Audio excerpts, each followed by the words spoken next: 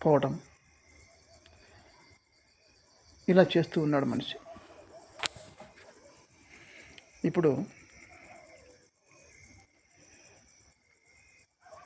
ఒకని పిల్లలు ఇంకొకరిని పోయి తండ్రి నా నాన్న అంటే ఆ తండ్రికి ఎంత బాధ కలుగుతుంది. ఒకడు ప్రేమించిన అమ్మాయి ఇంకొకరి దగ్గరికి వెళ్ళి నువ్వే నా ప్రియుడవు అని అంటే ముందు ప్రేమించిన వానికి ఎంత బాధ కలుగుతుంది. తన భర్త ఇంకొక అమ్మాయి దగ్గరికి వెళ్ళి నువ్వే నా భార్యవు అని అంటే ఆమెకి ఎంత బాధ కలుగుతుంది. మరి మనకెంత బాధ కలిగితే ఆయన స్వహస్తాలతో తయారు చేసి ఆయన ఆత్మను మనలో నింపి మన ఆత్మ అపవిత్రమై ఆయన మర్చిపోతే ఆయనకి ఎంత బాధ ఉంటుంది.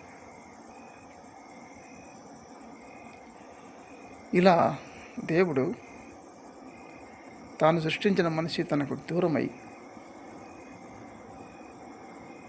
సైతానుకు లోబడి ఉంటే దేవుడు చూసి మానవుడు చెడిపోతున్నాడు అని చెప్పేసి, చెడిపోయాడు అని చెప్పేసి మనిషిని దగ్గరికి తీసుకోవాలని, తప్పిపోయిన తన యొక్క కుమారుణ్ణి మళ్ళీ తన దగ్గరికి తీసుకోవాలని, ఎందుకంటే దేవుడు మనిషిని ఎంతో ప్రేమించాడు. తన స్వహస్తాలతో చేసుకున్నాడు కాబట్టి, తన ఊపిరి మనిషిలో ఉంచాడు కాబట్టి మనిషిని వదలలేడు దేవుడు.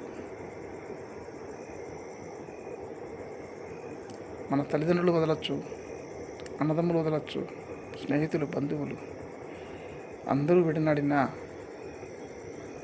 దేవుడు మాత్రం వదలడు. కష్టాలలో, కన్నీళ్ళలో నువ్వు నమ్మితే నీకు తోడుగా అండగా ఉంటాడు దేవుడు. దేవుడు ఇలా దేవునికి మనిషి దూరం అవడం, చెప్పలేనంత అగాధం ఏర్పడింది దేవుడికి మనిషికి మధ్య. దేవుడి దగ్గర చేరాలంటే దేవుడు పవిత్రుడు కనుక మనిషి కూడా పవిత్రుడై ఉండాలి.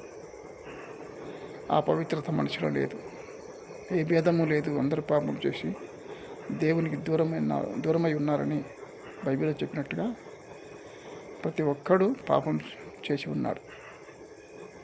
పాపం చేయనివాడు పవిత్రుడు దేవుడు ఒక్కడే.